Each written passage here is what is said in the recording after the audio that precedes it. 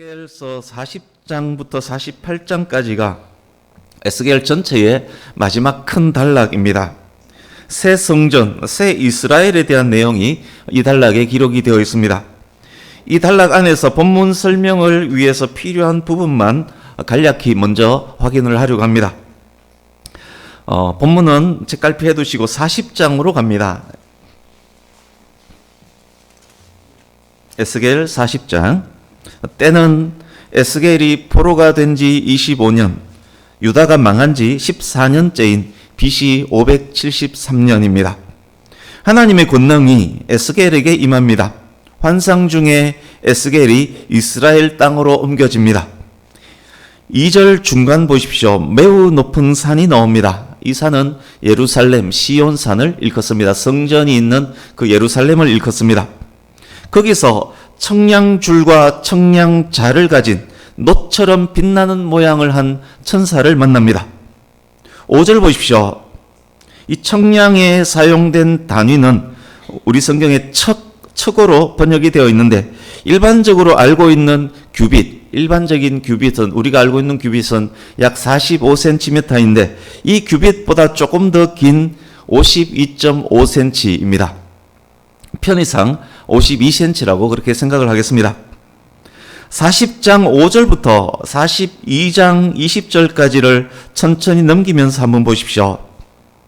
40장 5절부터 42장 20절까지 천사가 자로 청량하면서 일일이 보여준 성전의 모습입니다. 이 성전이 여기가 몇 센치고 여기가 무엇이고 이렇게 성전을 보여주고 있습니다.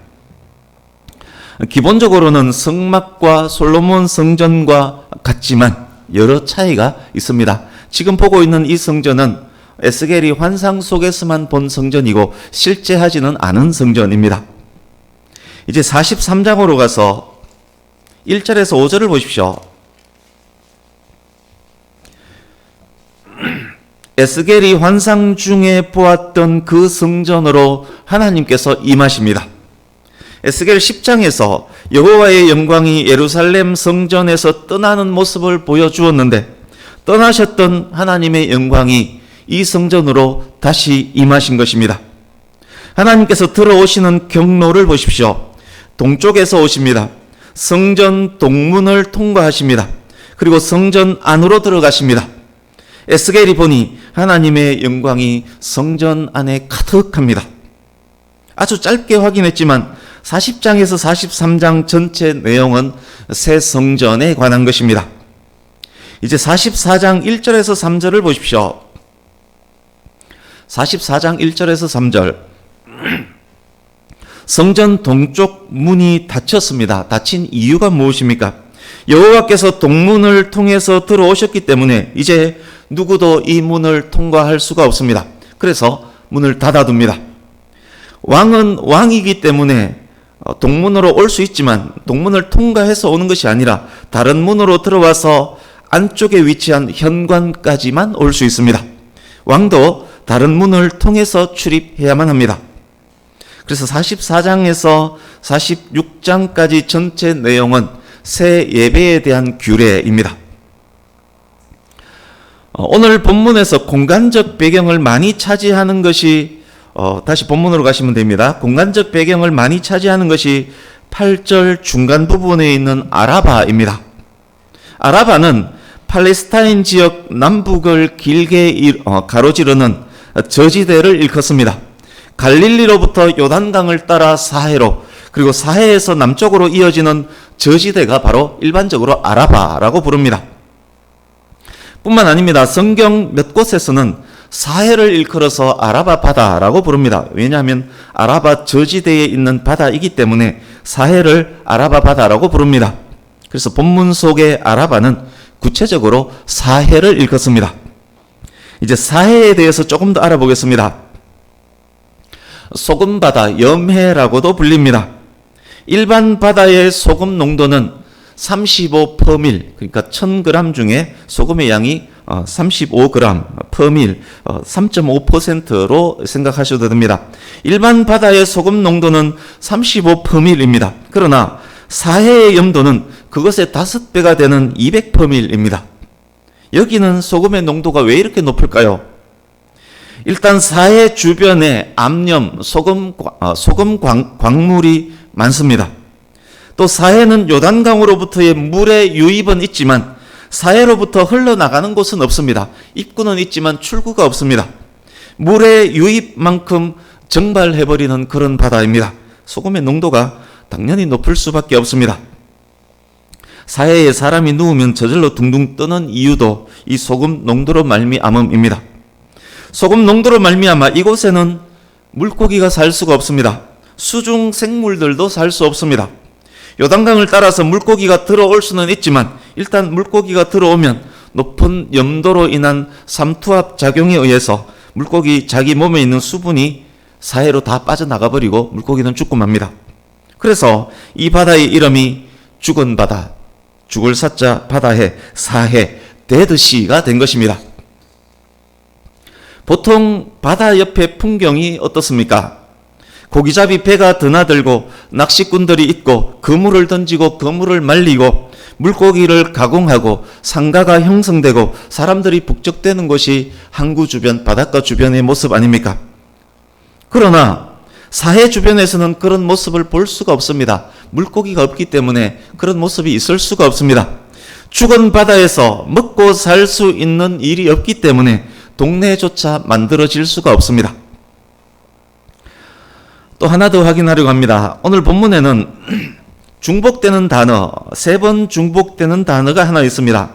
원어로는 힘내라는 단어입니다. 의미는 자, 보라, 봐라 라는 의미입니다. 좀 더 리얼하게 표현하면 우와 이것 좀 봐라, 왔다매 이것 좀 보소, 이 정도의 의미입니다. 본문 1절을 보십시오. 성전문에 이르시니 다음에 우와 이것 좀 보소 라는 의미의 흰내가 있습니다. 우리 성경에는 생략되어 있습니다.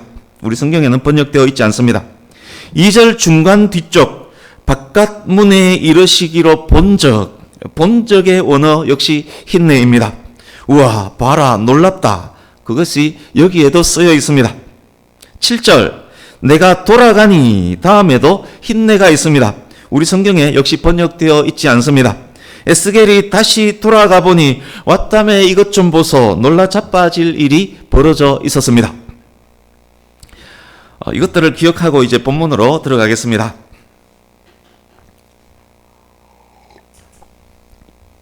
설명의 편의를 위해서 중간중간 그림들도 함께 볼 것입니다. 설명을 들으시면서 신약의 성도들인 우리에게 무엇을 말씀하시는지를 나름대로 적용을 해볼 수 있기를 바랍니다. 1절입니다. 천사가 에스겔을 데리고 성전 내 모퉁이에 있던 부엌으로부터 성전 문으로 갑니다. 성전 내 모퉁이에 있는 부엌 46장 23절 24절에 현재 있던 곳이 바로 그곳입니다. 성전 앞면이 동쪽을 향해 있습니다. 성전 문지방 밑에서 물이 나와 동쪽 계단 아래로 흐르고 있습니다. 그 물이 번제단 남쪽으로 흘러내립니다. 2절 그것을 보여준 천사가 이젠 에스겔을 데리고 북문으로 나가서 바깥길로 돌아 성전 동문에 데려갑니다. 가서 보니 물이 동문 오른쪽에서 스며 나옵니다. 스며 나오다로 번역된 원어는 똑똑 떨어지다, 졸졸 흐르다. 어떤 학자는 솟구쳐 오르다라고 번역하지만 원어 의미는 똑똑 떨어지다, 졸졸 흐르다라는 의미의 파카라는 단어입니다. 콸콸 흐르는 것이 아니라 지금 졸졸 흘러나오고 있습니다. 1, 2절 이 두 장면을 본 에스겔은 무척 놀랍고 신기해했습니다. 그래서 흰내, 와 희한하고 놀라운 장면이네, 여기서 물이 나오네, 왔다며 성소가 물에 발원지네, 놀랍네. 에스겔이 지금 그렇게 생각했습니다. 그림을 보면서 한 번 더 설명을 하겠습니다.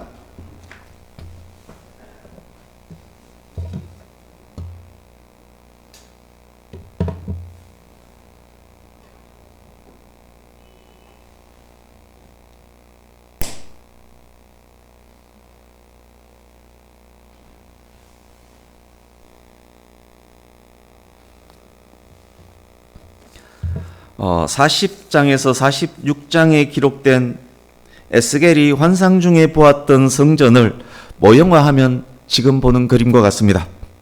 동서남북을 확인하시기 바랍니다. 46장 24절, 그러니까 바로 직전 현재 에스겔이 있었던 곳은 성전벽 사면 모서리에 있는, 그러니까 그림 6번 바로 오른쪽에 있는 그 까만색 부분, 그게 이제 내면에 있습니다. 에스겔이 직전에 있었던 곳은 성전벽 사면 모서리에 있는 백성들의 부엌이었습니다. 천사가 거기로부터 그림상 2번 성소 입구 문으로 데려갑니다. 가보니 왔다며 이것 좀 보소. 성전에서 물이 흘러나옵니다.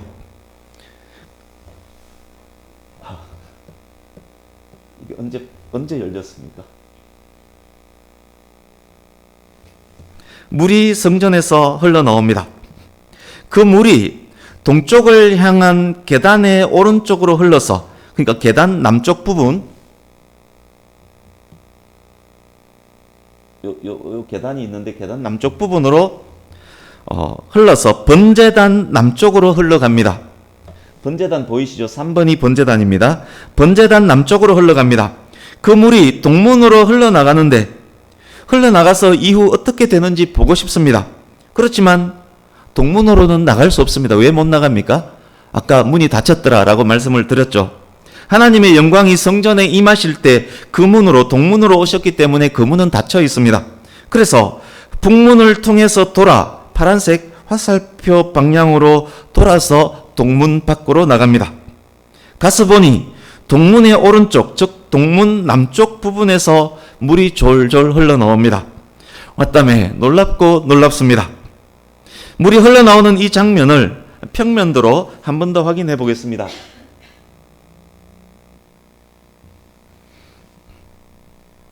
지금 요렇게 파란색 성전에서 흘러나오는 물이 저렇게 흐르고 있습니다. 지금 천사와 에스겔은 함께 성전 밖에 있습니다. 높은 산에 있는 성전의 성소에서 발원한 이 물은 동쪽으로 지금 계속 흐르고 있습니다. 천사가 줄자를 갖고 동쪽으로 1,000척, 성전 동문에서 약 520m입니다. 동쪽으로 1,000척을 잰 후에 에스겔에게 그 물을 건너가게 합니다. 건너가 보니 물이 발목에 이릅니다. 동쪽으로 또 1,000척, 그러니까 성전 동문에서 1,040m를 잰 후에 또 건너가게 하니 물이 무릎에 찹니다. 또 1,000척을 잰 후에 성전 동문에서 1,560m 정도 떨어진 후에 건너가게 했고, 건너보니 물이 허리에 찹니다. 또 1,000척, 2,080m 지난 후에 재보니 이제는 에스겔이 건널 수 없는 물이 되었습니다. 걸어서는 건널 수 없고 헤엄쳐야만 건널 수 있는 큰 강이 되었습니다. 여러분, 이것이 무슨 일입니까? 이것이 가능한 일입니까? 성소에서 발원해서 성전 동문에서 그냥 졸졸 흘렀던 물이 520m, 1040m, 1560m, 2080m 왔는데 어떻게 이렇게 어마어마한 강물이 될 수 있단 말입니까? 만약 30km 지났다면 얼마나 어마어마한 물이 되어 있겠습니까? 그렇습니다. 지금 어마어마한 일이 일어난 것입니다. 사르밧 과부 집에 있던 가루 한 움큼과 기름 조금이 엘리야의 말에 순종했을 때 가루가 마르지 않고 기름이 없어지지 않았던 것과 같은 일이 지금 여기에서 일어났습니다. 느부갓네살이 꾸었던 꿈 속에 손대지 않은 돌이 나와서 우상을 쳐부수고 그 돌이 태산을 이루고 온 세계에 가득했던 것과 같은 그 일이 일어났습니다. 오병이어로 장정 5,000명이 먹고 12광주리가 남았던 것과 같은 일이 지금 일어났습니다. 예수님께서 천국에 대한 비유로 말씀하셨던 작은 겨자씨 한 알이 공중에 새들이 깃들이는 큰 가지가 된 것 같은 일, 누룩이 가루 서마를 전부 부풀게 한 것과 같은 일들이 여기에 일어났습니다. 똑똑 흘렀던 물이 지금 엄청난 강물이 되었습니다. 이제 6절입니다. 학자들에 따라서 이견이 있을 수 있습니다만 5절과 6절 사이에는 생략된 내용이 있습니다. 1,000척 단위로 4번 수심을 측정한 후에 천사는 에스겔과 함께 사해 방향으로 갑니다. 가는 동안 이곳저곳들을 둘러보았습니다. 무엇을 보았겠습니까?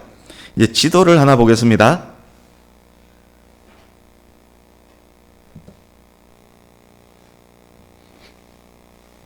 1번이 예루살렘이고 2번이 아라바 바다, 사해 바다입니다.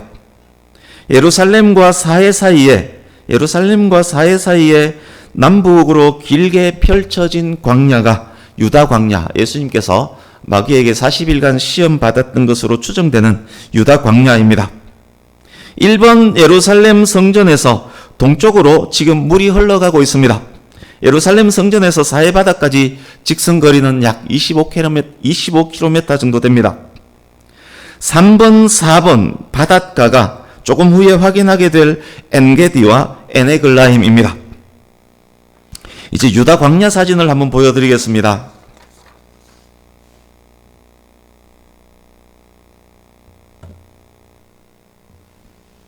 이 정도로 바짝 마른 광야가 유다 광야입니다. 풀조차 보기 어려운 바짝 마른 광야입니다. 사해 바다 사진도 보여드리겠습니다. 지금 몽글몽글 올라있는 이것은 소금 결정체일 것입니다. 지금은 관광객이라도 많이 있지만 높은 염도로 인해서 어떤 생물도 살 수 없는 죽은 바다입니다. 5절과 6절 사이 에스겔은 천사와 함께 바짝 마른 광야와 죽음의 바다 주변을 둘러보았을 것입니다. 이제 본문 6절을 다시 보십시오. 둘러본 후 천사가 에스겔에게 말합니다. 네가 이것을 보았느냐? 이토록 메말랐고 이토록 생명이 없고 이토록 가능성이 없는 땅과 물이다. 이어서 말합니다. 이제 물이 흘러내리던 그 강가로 다시 한번 가보자. 7절입니다. 이곳은 성전에서 꽤 많이 떨어진 곳입니다. 성소에서 발원한 강은 계속 동쪽으로 흘러가고 있습니다. 아까 지도 보셨듯이 계속 동쪽으로 흘러가면 사해바다 아라바에 이릅니다. 물은 엄청나게 불어났습니다. 에스겔이 그 강가로 돌아왔습니다. 힘내, 어땀에 기절초풍하겠네. 엄청난 장면이 펼쳐져 있습니다. 메마른 광야, 죽은 바다를 방금 둘러보고 왔기 때문에 눈앞에 펼쳐진 장면은 더욱 충격이었을 것입니다. 무슨 일이 펼쳐져 있습니까? 강 좌우편에 나무가 심이 많습니다. 심이로 번역된 단어는 메오드입니다. 지난주 말씀 골짜기에 뼈들이 억수로 허벌나게 많았다라고 할 때 사용되었던 바로 그 단어 메오드입니다. 많다로 번역된 단어는 라브라는 단어인데 질적, 양적 최상을 의미하는 단어입니다.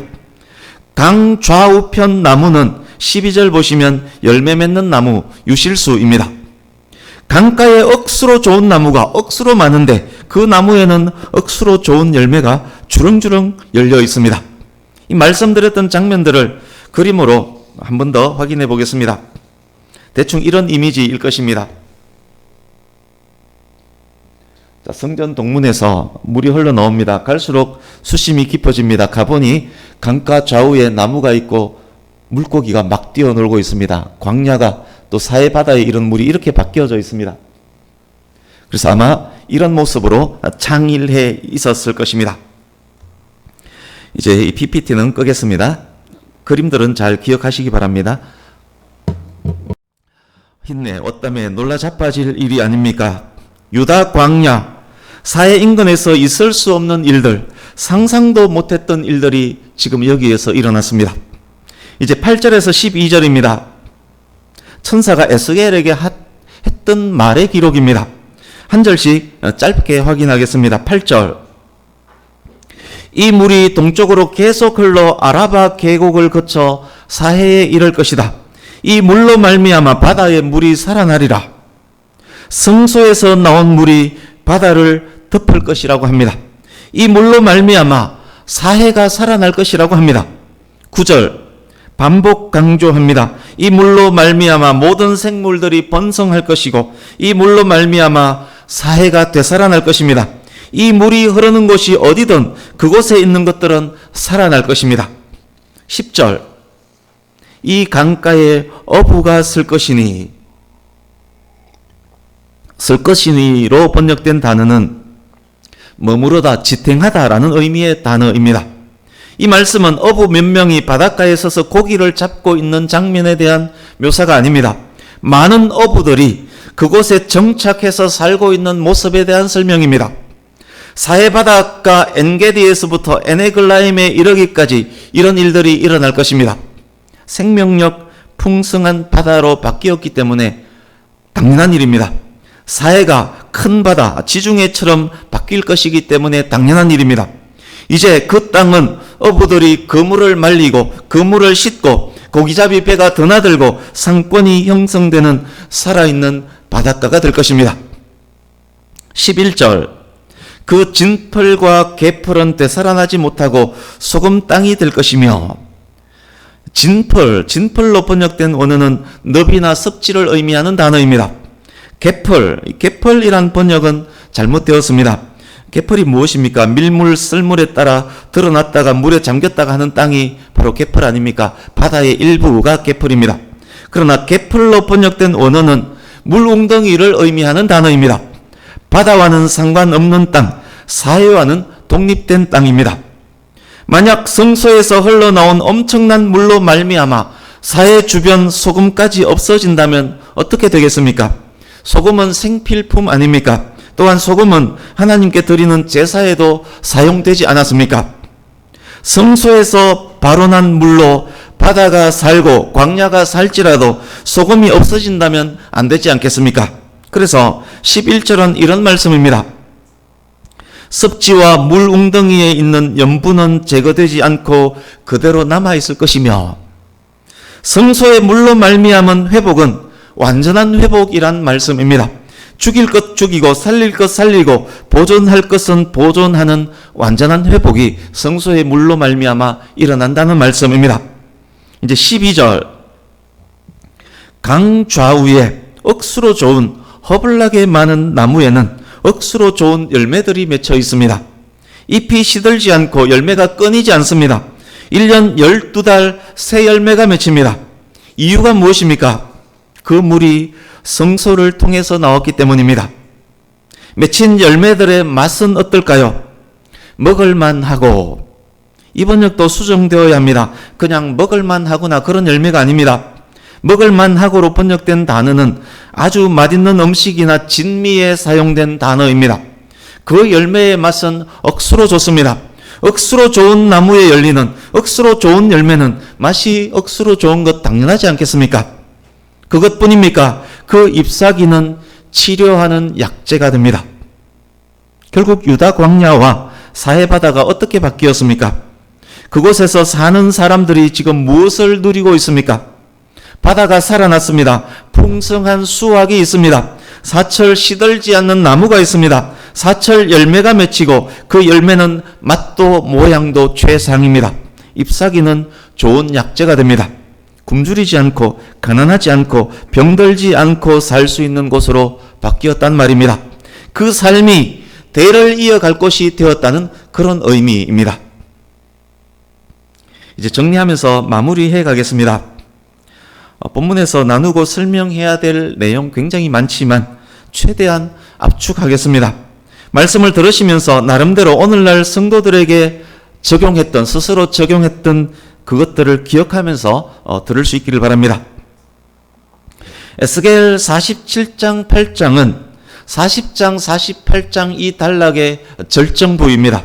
뿐만 아니라 에스겔서 전체의 절정부이기도 합니다. 이 말씀이 바벨론의 포로로 살고 있는 이스라엘 백성들에게 큰 소망과 큰 기쁨을 주었을 것입니다.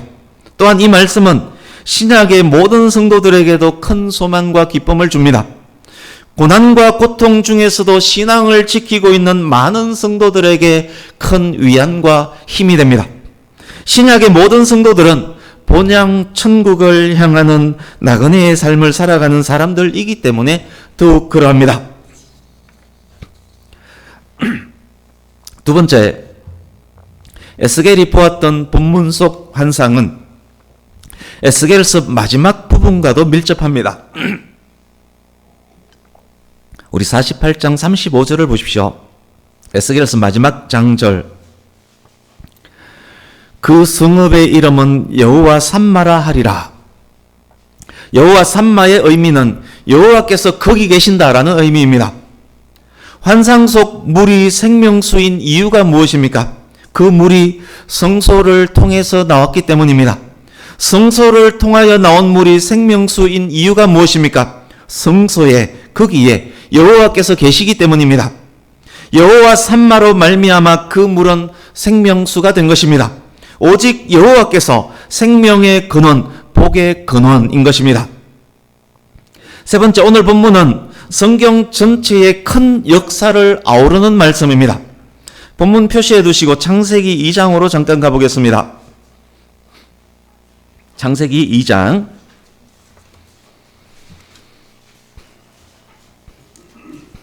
2장 10절을 보십시오.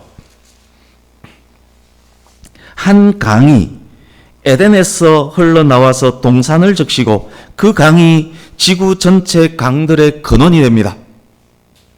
창세기 2장 10절 현재는 인간 타락 전입니다.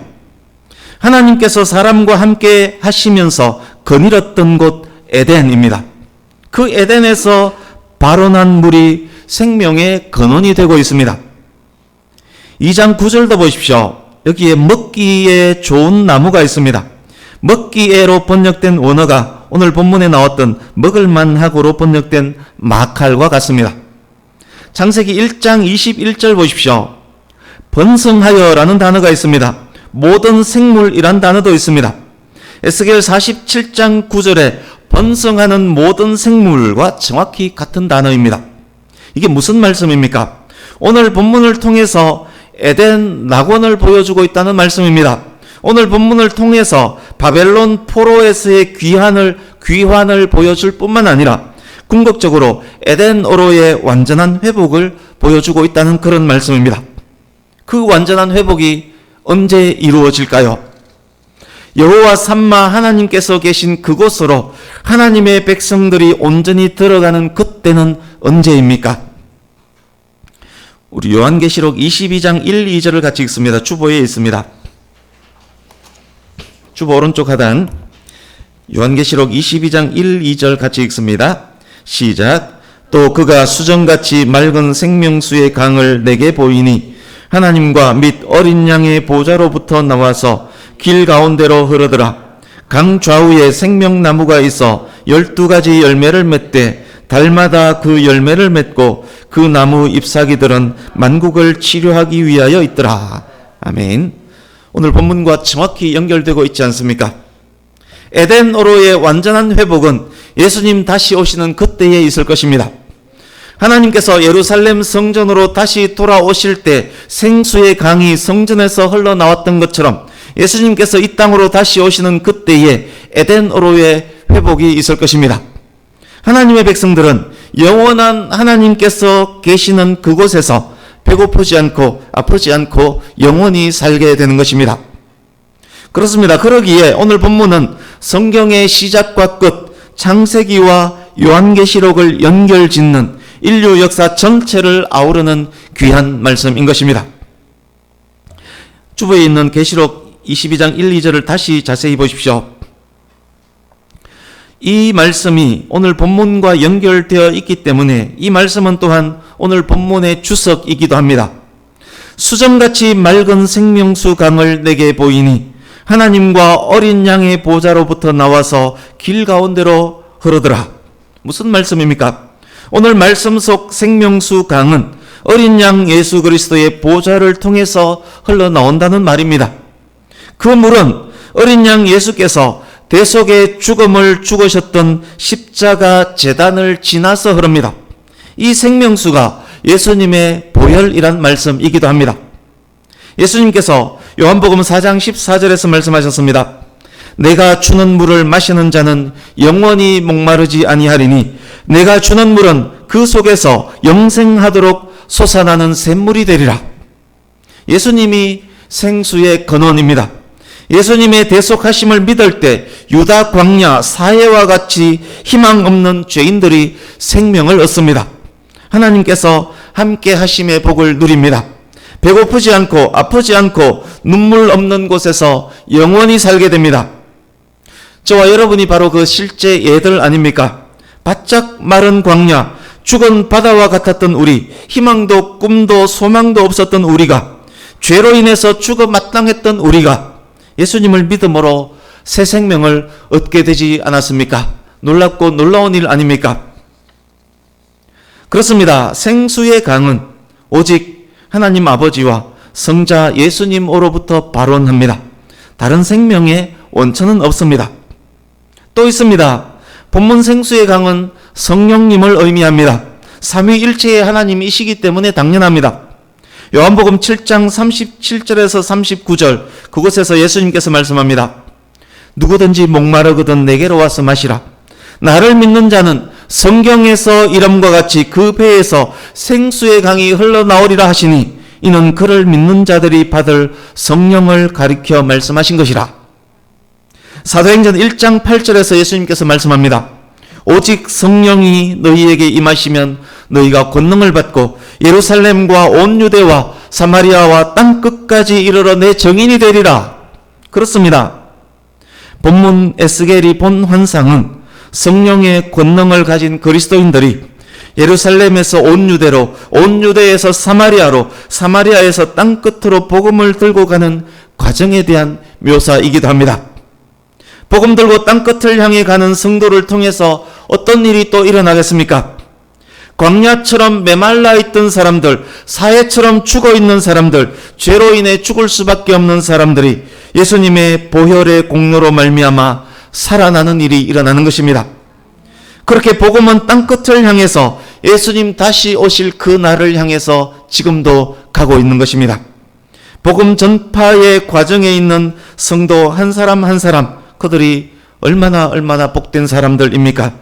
선한 목자 예수님의 인도 따라 푸른 풀밭과 쉴만한 물가를 누리는 사람 또한 아니겠습니까? 시냇가에 심은 나무가 철을 따라 열매를 맺으며 그 잎사귀가 마르지 아니함 같이 하는 모든 일이 다 형통한 그런 복된 사람들 또한 아니겠습니까?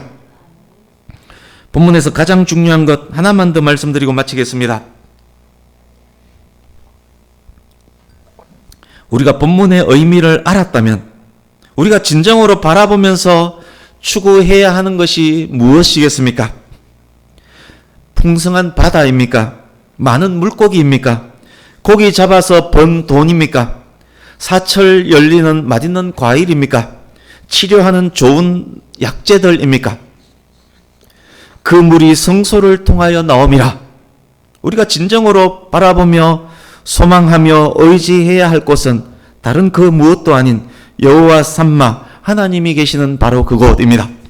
우리가 진정으로 갈망해야 할 분은 오직 삼위일체 하나님인 것입니다. 그 물이 오직 성소를 통하여 나오기 때문입니다. 하나님만이 생수의 근원, 복의 근원인 것입니다. 말씀을 마칩니다. 다른 그 무엇이 아닌 오직 주만 바라보는 우리 모두가 되기를 예수님 이름으로 축복합니다. 복음 들고 세상에 나아가 광야 같고 사해 같은 사람들을 살리는 도구가 되는 저와 여러분 될 수 있기를 바랍니다.